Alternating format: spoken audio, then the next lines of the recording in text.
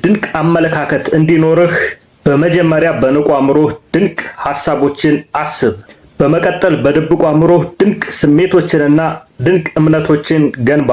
ችግሮችና ፈተናዎች ሲገጥሙህ ማድረግ ያለብህ በንቁ አእምሮ ፈተናዎችና ችግሮችን መመልከትና ድንቅ የሆኑ መፍትሄዎችን መፍጠርና መፈለግ። ከውጭ ዓለምና ከድሮ ተራ ፓራዳይም የሚመጣ ማንኛውም አይነት ችግር የንቁ አእምሮህን ሐሳብ እንዳይበክለው መጠንቀቅና መጠበቅ አለብህ። ሰላም፣ ፍቅር፣ መትረፍረፍ ለሁላችን ይሁን። ውድ ቤተሰቦች እንዴት ናችሁ? ዛሬ አሪፍ በሆነ ሐሳብ ተገናኝተናል። አመለካከት በሚል ነው የተገናኘነው። ቪዲዮውን ሰብስክራይብ፣ ላይክ በማድረግ እስከ መጨረሻው ድረስ አብራችሁ ይቆዩ። እንግዲህ በህይወትህ ድንቅ አመለካከት እንዲኖርህ በመጀመሪያ በንቁ አእምሮህ ድንቅ ሐሳቦችን አስብ። በመቀጠል በድብቁ አእምሮህ ድንቅ ስሜቶችንና ድንቅ እምነቶችን ገንባ። ስለዚህ በስጋዊ አካልህ ድንቅ የሆነ ድርጊት በመውሰድና አዳዲስ ልማዶችን በማዳበር መከፈል ያለበትን መስዋዕትነት ያለምንም ድርድር ክፈል። ከዛ በአካባቢህ የማትፈልጋቸው ችግሮችና የተለያዩ እንቅፋቶች ሲገጥሙህ ስለነዚህ ነገሮች በጭራሽ አትጨነቅ። ችግሮችና ፈተናዎች ሲገጥሙህ ማድረግ ያለብህ በንቁ አእምሮ ፈተናዎችና ችግሮችን መመልከትና ድንቅ የሆኑ መፍትሄዎችን መፍጠርና መፈለግ።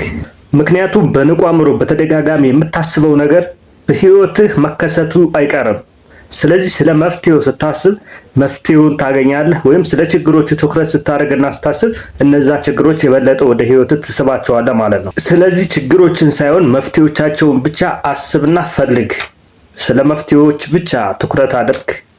በዛ ላይ ትኩረትን ባደረክበት ኃይልህ በዛ ስለሚሄድ እነዛ ነገሮች ወደ ራስህ መፍትሄዎችን ማምጣትና ማግኘት ትችላለህ ማለት ነው። ስለዚህ ወደ ትልቁ ህልምህ የሚያስኬድን መንገድ ካልተገበርክ ወይም ከህልምህ የሚያርቅን ድርጊት ካደረክ ሐሳቦችንና ስሜቶችን በመፈተሽ ማስተካከል የሚገባህን ጉዳይ አስተካከል። ምክንያቱም ሐሳቦችህ ሲጠነክሩ ድርጊቶችህም በዛው ልክ አብረው እየጠነከሩ ይሄዳሉ። ስለዚህ ከውጭ ዓለምና ከድሮ ተራ ፓራዳይም የሚመጣ ማንኛውም አይነት ችግር የንቁ አእምሮህን ሐሳብ እንዳይበክለው መጠንቀቅና መጠበቅ አለብህ። በንቁ አእምሮህ ወደ ህልምህ የሚወስድህን የምትፈልገውን ነገር እንድታገኝ የሚያደርግህን ነገር ብቻ በመቀበልና በማሰብ ትኩረትህን የምትፈልገው ነገር ላይ አድርግ። ከህልምህ የሚያርቁህን ነገሮች አትቀበል፣ ተቃወም። ለህልምህ የሚሆነው ብቻ ተቀበል። መምረጥ አለብህ። በንቁ አእምሮህ ወደ ህልምህ የሚወስድህን ነገር በማሰብ በድብቁ አእምሮህ ድንቅ ስሜቶችንና እምነቶችን ገንባ። ራስን ድንቅ በሆነ አመለካከት ጠብቀው። ምክንያቱም አመለካከትህ የተመታ ከሆነ የተመታ ውጤት ነው ወደ ራስህ የምትስበው። አመለካከትን በትክክል ስትጠብቅ፣ ራስን ስትጠብቅ በድንቅ አመለካከት ወደ ህልምህ የሚያስኬድን ብቻ ትቀበላለህ፣ ከህልምህ የሚያርቅን ደግሞ ትቃወማለህ። ይህን ደግሞ ለማድረግ ለምሳሌ ትልቅ ህልም አለህ አንተ። እናም ያንተን ህልም የማይረዱ ሰዎች ይመጡና ለምን ትደክማለህ፣ ለምን የማይሆን ነገር ውስጥ ትለፋለህ ሲሉህ ያውን መጥፎ አመለካከት ነው ላንተ። ስለዚህ እነዚህ ነገሮች ትቃወማለህ። በርታ፣ አይዞህ። ብዙ ሰዎች እኮ አሳክተዋል። እንዳንተ ህልም አልመው ብዙ ሰዎች አሳክተዋል። እነሱንም እያየህ ራስን አጠንክር የሚሉን ሰዎች ደግሞ ትቀበላለህ ማለት ነው። እናም በዙሪያህ እንዲሆኑ ደግሞ ታደርጋለህ። ለምን? መልካም ሐሳብ ነው ያላቸው ላንተ፣ እንድታሳካው ነው የሚፈልጉት። እነዛን ትቀበልና አችልም የሚሉን ደግሞ ትቃወማለህ። ትልቅ ህልም ሲኖርህ አብዛኛውን ጊዜ ግን እንደማይቻል ስለሚነግሩ ከነዚህ አይነት ሰዎች መለየት፣ ሐሳባቸውን መቃወም።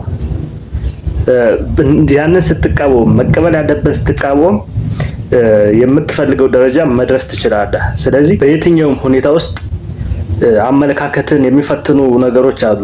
ማለት አመለካከት ያንተ ድንቅ ነው፣ ግን ድንቅ አመለካከት የሌላቸው ነገሮች ወደ አንተ ሲመጡ እነዛን ነገሮች በድንቅ አመለካከትህ ትሽራቸዋለህ ማለት ነው። ይሄ የኔ መንገድ ነው፣ ለኔ ይሆናል፣ ለናንተ ላይሆን ይችላል፣ ለኔ ግን ታይቶኛል፣ የምፈልገውን ደረጃ መድረስ እችላለሁ ማለት አለብህ። በዚህ መንገድ የምትፈልገውን ህይወት መፍጠር ትችላለህ ማለት ነው። እምቢ ስትል ይሄ አይደለም፣ እኔ የራሴ መስመር ነው የምጓዘው። አብዛኛው ሰው መደበኛ በሆነው በብዙ ሰው በሚጓዝበት እንድትጓዝ ነው የሚፈልገው። ስለዚህ አንተ ደግሞ በብዙ ሰው በተጓዘበት መጓዝ አትፈልግም። የራስህን መስመር እና በራስን ዱካ ጥለህ መሄድ ትፈልጋለህ።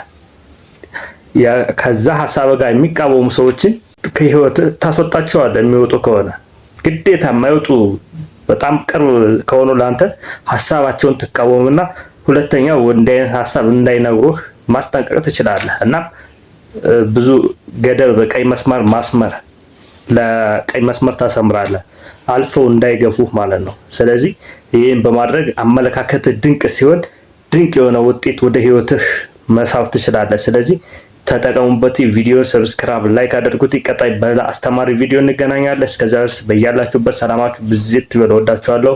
ቻው